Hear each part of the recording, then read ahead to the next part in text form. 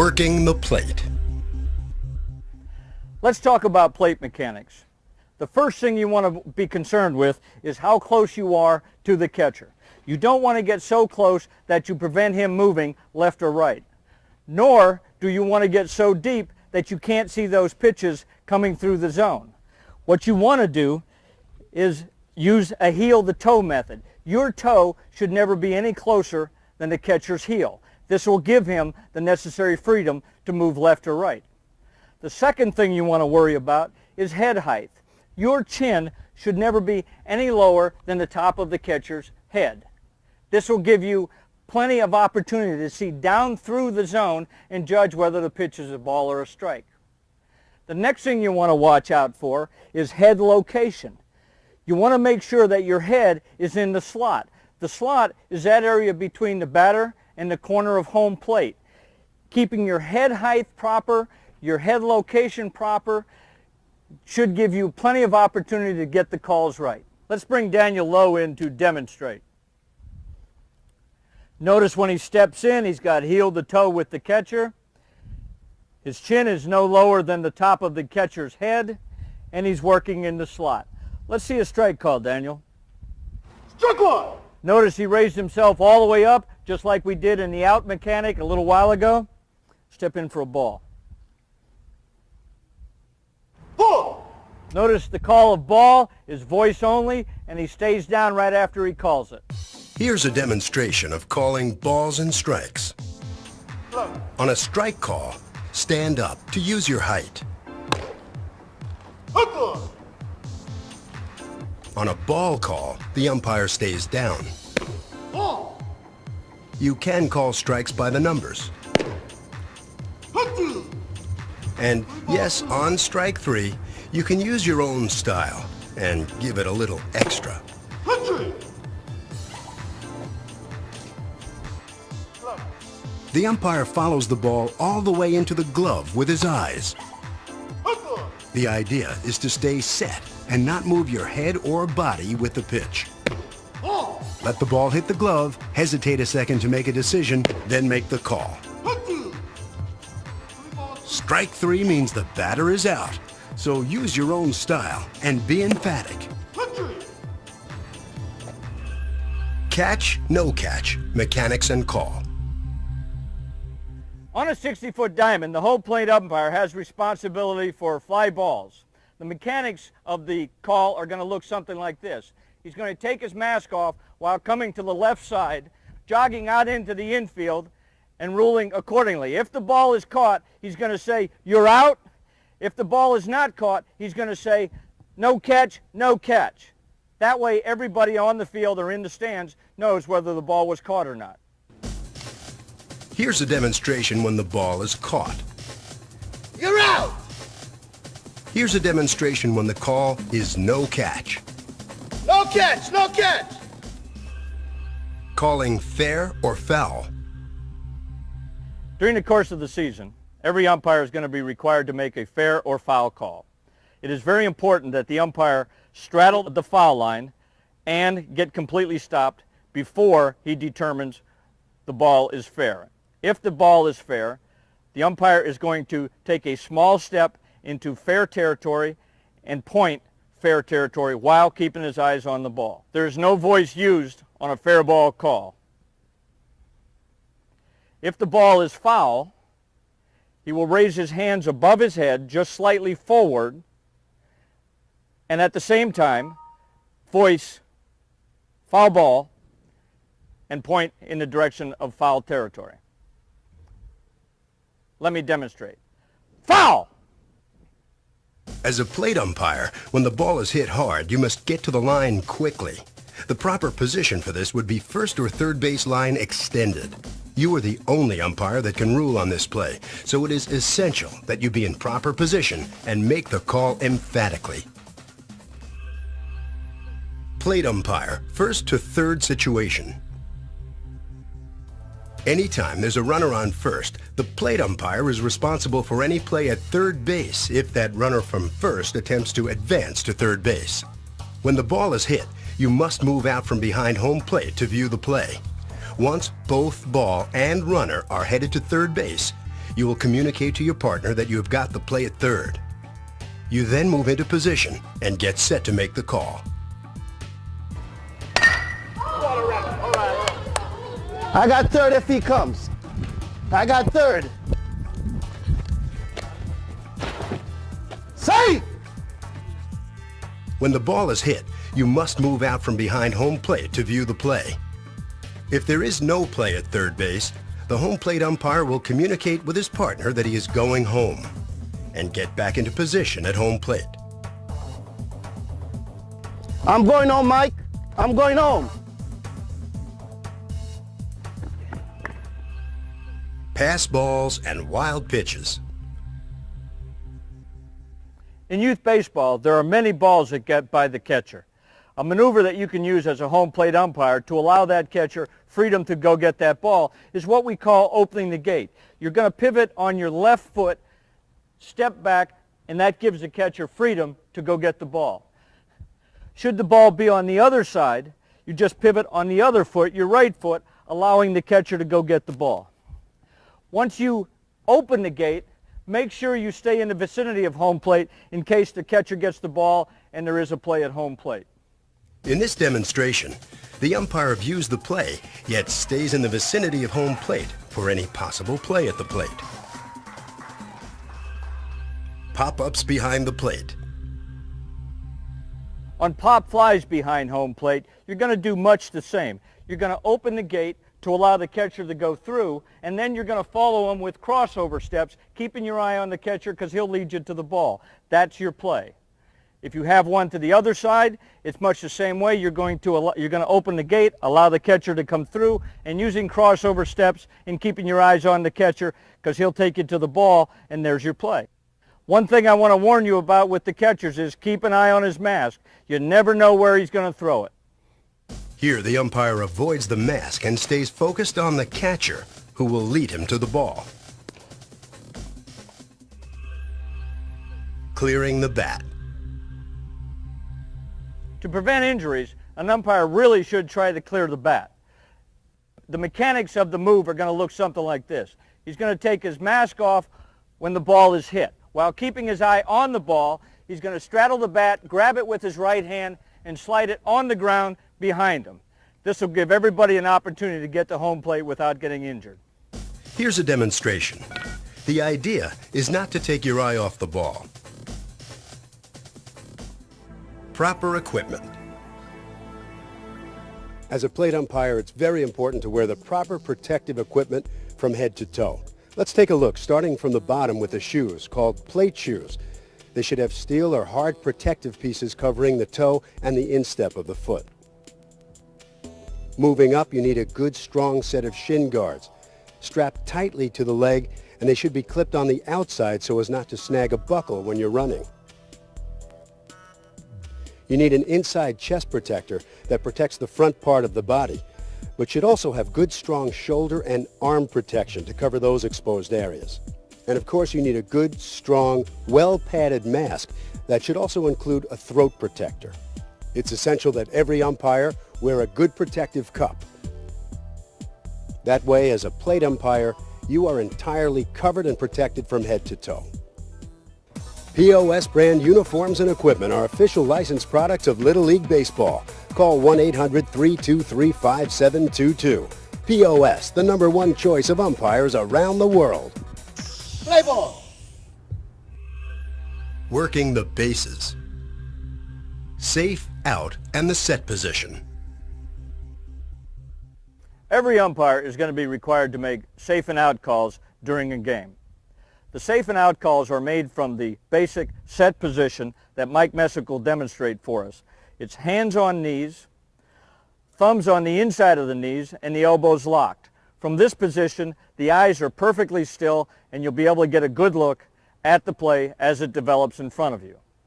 The out call is going to be from the totally upright position. You're going to take your right hand out in front of you like you were shaking someone's hand.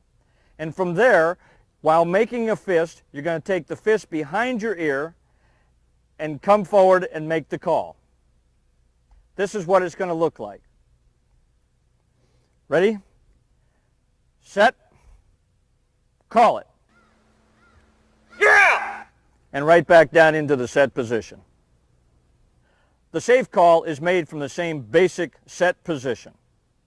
From here, the umpire will raise himself up, hands out in front of his body, and while verbalizing safe, extend his arms out to the side of his shoulders. Then back in front, and then back down to the basic set position. Now Mike Messick will demonstrate the safe call. Safe! And back down. Base umpire. No runners on. With no runners on base, the base umpire's position is in foul territory, just beyond the infield dirt. From this position, with no runners on base, on a batted ball to the infield, the umpire is going to jog towards that infielder, and as he feels the ball, he's going to get a 90-degree angle with the base. As the ball is released, he's going to take his eyes ahead of the throw, lock onto the bag, and get ready for the call. The umpire runs to a 90-degree angle on the infield dirt. He watches the ball, then pulls his eyes ahead of the throw and gets into a set position. He focuses on the bag and listens for the ball to rule on the play at first base. Here's the play again at regular speed.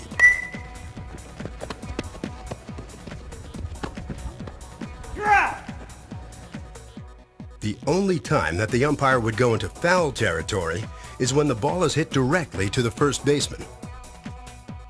In these cases, a 90-degree angle is not possible. Even when the ball is hit to the second baseman going to his left and you feel pressure, your best position for this play is still in fair territory.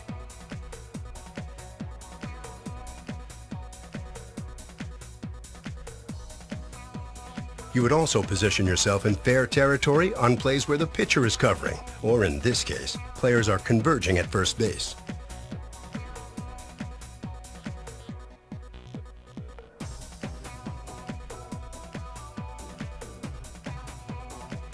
Anytime an errant throw makes the first baseman leave his position to field the ball, the umpire will move towards the line to get an angle between the runner and the fielder for any possible swipe tag. Again, the important thing is to be stopped when you make the call. Here's the play again at regular speed. On the tag, he's out. In situations where the first baseman pulls his foot or is not in contact with the bag when he receives the ball, the call would be safe, and then you would wave with two hands to signify the first baseman was off the bag. Here it is again at regular speed. Safe! He's off the bag. The umpire's pivot. On any ball hit to the outfield, the umpire has got to get ahead of the runner. He comes into the infield grass and performs the umpire's pivot, which is basically a planting of the left foot, a little hop step of the right foot, and then the left foot leading the runner to second base. Should the runner come back to first, again, crossover steps leading him back to first base, and this is where you want to be for a play at first. Here's a base hit where the base umpire, with nobody on, comes into the infield and pivots. Since the runner stays at first, the umpire holds his position ahead of the runner. On this triple, notice that the umpire comes into the infield and pivots, watches the batter runner touch first base, and then using crossover steps, stays ahead of the runner all the way into third base. The plate umpire would have any play at home.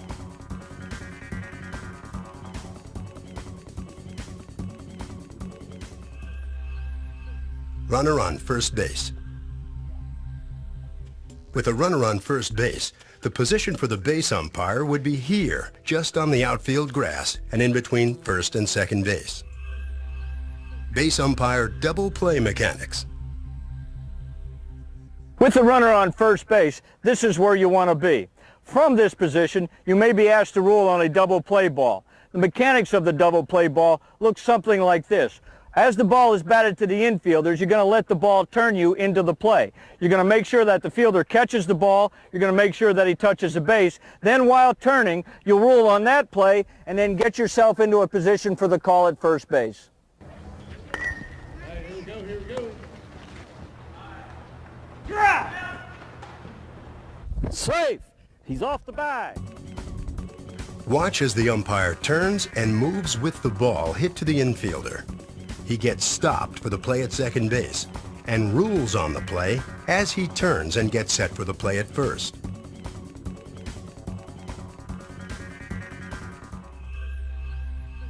Steal plays.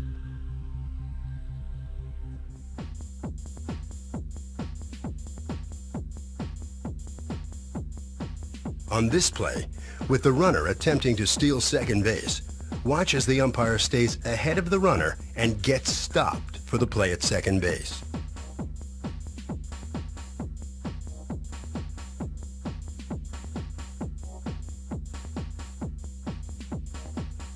Same thing when the runner steals or goes to third base. The idea is to stay ahead of the runner and get stopped for any potential play. This is the base umpire's position with runners on first and second, or runners on first and third, second and third, or bases loaded. It would be the same position for a runner on second only or third only as well. The proper position relative to the nearest fielder is 12 to 15 feet behind him. Multiple plays on the bases. The working area. As a base umpire, you're going to be required to come into the infield grass on any ball hit to the outfield. Once you come into the infield, you want to set up in the working area, which is directly behind the pitcher's mound. Once you get to the working area, you're going to turn, watch the batter runner touch first base, and then get ready for any potential play coming from the outfield. On this base hit to the outfield, watch as the base umpire from his position gets into the infield, and while watching the batter runner touch first base, sets up behind the mound in the working area. Then using crossover steps, he stays ahead of the runner all the way into third base.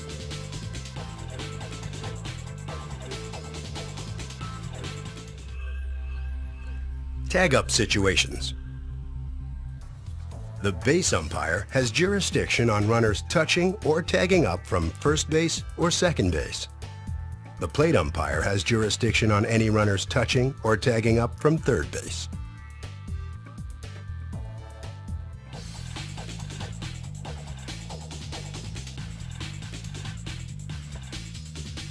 On any potential tag-up situations, the umpire moves into a position where he can line up the bag, runner, ball, and fielder in the same vision area. The important factor here is to not move too far away from the base with the potential play. Okay, let's recap. First, the plate umpire. The plate umpire on a 60-foot diamond has jurisdiction on all fair, foul, catch, no catch calls. The plate umpire is also responsible to cover any plays at third base on a runner from first on a base hit. He must also cover that runner going home or any other play at the plate. The plate umpire has jurisdiction in tag-up situations on runners from third base and any plays at the plate. Now let's recap the base umpire. First, positioning. With no runners on, the base umpire is in foul territory, here where the outfield grass meets the infield. With a runner on first base, the position will change to here, between the bases just on the outfield grass. From this position, the umpire has responsibility of plays at first, second, and third base, including double plays, pickoffs, steals, and plays from the outfield on the batter runner at any base. The base umpire has jurisdiction of tag-up situations on runners from first base second base, and any ensuing plays. So, watch this information often, and you will be ready to umpire on a 60-foot diamond.